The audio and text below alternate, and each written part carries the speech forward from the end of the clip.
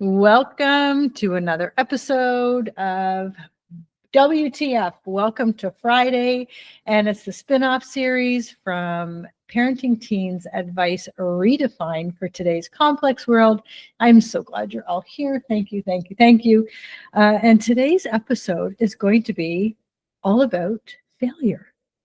And I want to know if you are the parent who is signing up for the organized sports for our little kids, where they don't keep score, there's no winners, there's no losers. I'm going to give you a little spoiler alert. We taught them how to count. We teach them math. So I'm pretty sure you're not fooling anyone when it comes to these things. We need to have winners and losers in sports. That's what it's all about. That's how we learn. And I'll tell you something. What if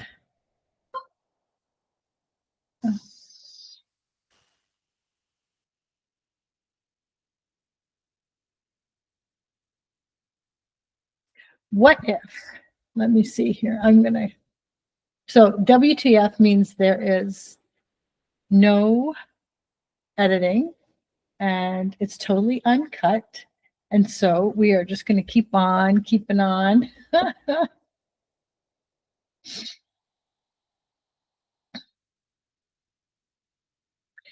So when we're talking about allowing our kids to fail, I want to say this. I want to say that what if your kids secretly thought that you had no faith in them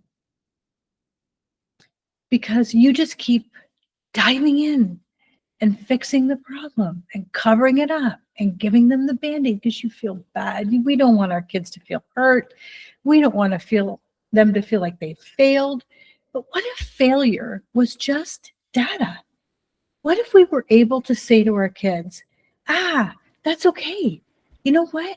Yeah, that did not go well, but it's data. It's telling us what do we need to do next, what we're not going to do next, and how do we learn from this? That's all it is. And it starts from when they're little. When our kids are little and they're learning how to walk and they fall for the first time, do we say, oh, never mind, you're never going to learn how to walk? Or they got on their bike and they wipe out on their little tricycle. Are you going to say, oh, yeah, you know what? Let's just put the bike in the garage. You're never going to learn how to. Of course not. That's ridiculous. So why can't we look at these things at all failures? Not winning the game, not winning the race. How does it feel to just do your best? What if they spill something? Well, what can we do differently next time? And how are you going to clean that up? How are you going to clean that mess up?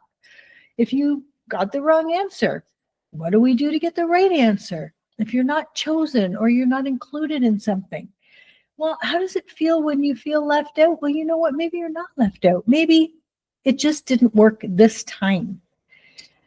You know, I feel like we start really jumping in at very young ages to fix our kids' failures. And the only thing that tells them is that we don't have faith in them to fix their own failures. And again, it's not failure, it's a lesson, it's data, it's something that we need to do next time. What can we learn next time? If your kid is failing a test at school, high school, you got teens now, and they failed a test. Well, why do you think you failed? What can you do differently? Put it right back on them. We're not going to say, well, I told you to study. I told you didn't do this. I told you didn't do that. You went out with your friends. You decided none of that. That doesn't help. It's not helpful. We're going to turn it back to them. Hand it back to them. Okay, that was the mark. That's okay. That was the mark. Are you happy about that? What can you do differently? What's going to happen next time?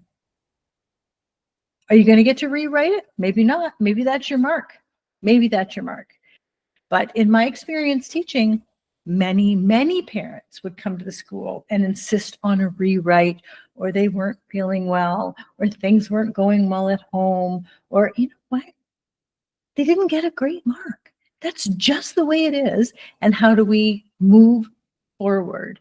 How do we pick ourselves up, dust ourselves off, and get back in the ring? Like, we don't need to be dwelling on a mark or dwelling on something insignificant as a mark. And you know what? It might even be a significant mark, but it's still on them.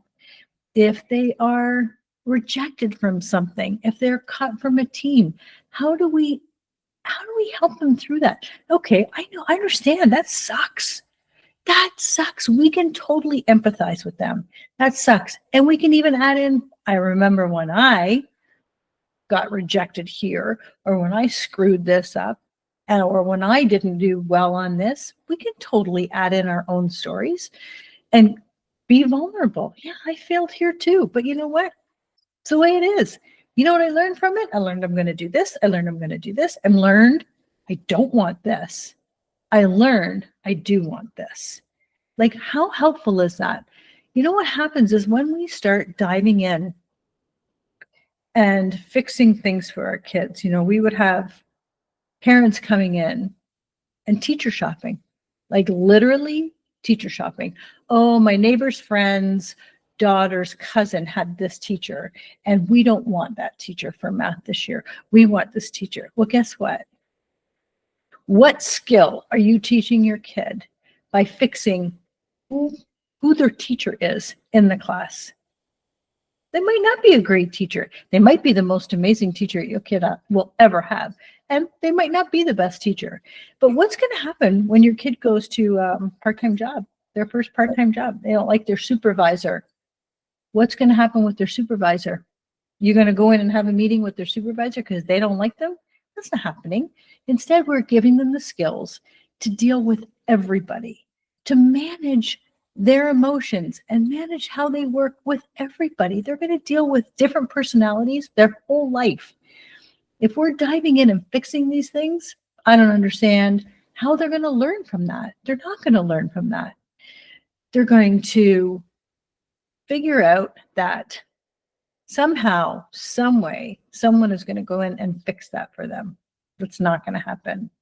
What happens if they get to university or they get to college and they fail their first test, but they have no idea from the first 20 years of their life how to fail that test, how to go to the prof and ask for extra help, how to figure out, maybe I didn't study enough, maybe I need different study skills. But if they don't know how to do that, if they don't have the small skills that you have built up over the years, this is going to be a catastrophe for them. If they fail a course, they're in university and they fail a course, it's a catastrophe as opposed to, oh, okay, what did I learn from this? Well, I learned that I partied a little too much. I learned that I didn't get enough sleep. I learned that this is actually not a subject I liked. I picked this because all my friends did. I learned. Those are the conversations. Give it right back to them. What did you learn? What's the data here? If we put it into data and get rid of the emotion, it's just factual. They don't have to put a story to it. Some of our kids, if I fail a test, it's the story they put to failing the test. It's the story they have. Oh, I'm a loser. I'll never do this. I can never do well. That's just a story. No, the fact is you failed the test. What do we do next? What do we factor in next? What's the data we have here? Well, here's the whole section I failed on. Maybe that's where I need some extra help. Maybe that's where I need to study. Maybe that's where I just need to not go out and party so much. It's just factoring things in. It's removing the emotion. And, sharing the stories that we have when we fail is so vitally important because it puts the human element into our lives and they can, have a little more attachment, have a little more connection. And the whole point is, oh my gosh, perfection is an illusion. We're all going to fail. We're all going to find these things where we need to learn from. And just by allowing our kids to know that this is just part of life, we can allow them to take ownership. And then we can always say, you know what? I got faith in you. You can fix this. What are you going to do? I got your back. I'm right here. But you need to take the first step. What are you going to do to fix this? What are you going to do to repair this? How much ownership are you going to take in this? Now, that's when you say, and you know what? I got total faith that you can recover from this. I have total faith. You know how to fix this, and you know how to go back, or you know how to move forward and fix this. We have kids that are going into university, and if you look at the stats, they are suffering from major depression. Kids are dropping out of university left, right, and center because they don't have the skills to fail, to make a mistake, because their parents, the helicopter parents, have been like hovering over them for 18 years and diving in and fixing things because they don't want them to be hurt. Listen, it's part of life. We're going to get hurt. We're going to fail. Listen, you know what? When I was 40 years old, I decided I was going to play hockey. I watched the Oshawa Generals, and I thought I could do that. No problem. And then I bought all the equipment, and I got on the ice, and I was the worst friggin' hockey player on the face of the planet. And my dad even came to watch this. Imagine how embarrassing that was for him. I think he was burying his head in his jacket. I was terrible. People were flying past me, and I thought I was such a hero. I want to play. I'm 40 years old. I can play hockey. I'm a strong one. Fail. What did I learn from it? I learned that you can't just jump on the ice with skates and think you know how to play hockey because you watch the Oshawa Generals, first of all. And second of all, did I love it? No, that was data. That was the data that said to me, you love watching hockey. You don't love playing hockey. And was I embarrassed? Damn right I was embarrassed. I was humiliated. But did I learn from it? Yes, I did. And those are stories I would tell my kids. Listen, I know you tried it for soccer, and I know you ran in the wrong direction, and I know you didn't score any goals, but you know what? Look what your mom did. And here's how I felt. We all fail. It's just data. So let your kids fail. For the love of gosh, let your kids fail. And the first thing you need to say, the first thing I would suggest you say is, listen, I got faith in you. You can fix this. You can move forward. No matter how hard it is, the harder the problem, the better you're going to come out on the other end. And then celebrate it. Don't forget to celebrate it. When they come out on the other side, high five, celebration, dinner out, whatever it is, notice it. And when they do fail, you can always go back to, remember that last time? Remember when you didn't get picked for the team? Remember how you came out of that? Remember how you failed here? Remember what you did to come out of it? Remind them of all the successes, because when we're in the depth of it, and we all get in the deep, dark depth of, I don't know how I can move forward. I don't know where I am. I don't know what I did. We forget all of our wins. We forget all the little things and the big things we've done in the past. And sometimes as parents, we just need to keep reminding our kids, because then when we're not around for the big failures, they will remember, oh, yeah, but remember when I did this? I got this. This sucks. I hate it.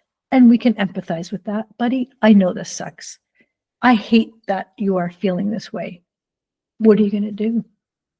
What are you going to do? You're going to let them fail. I thank you for joining me. Thank you for being on Facebook. Thank you for joining me on WTF. Welcome to Friday, and I will see you next week.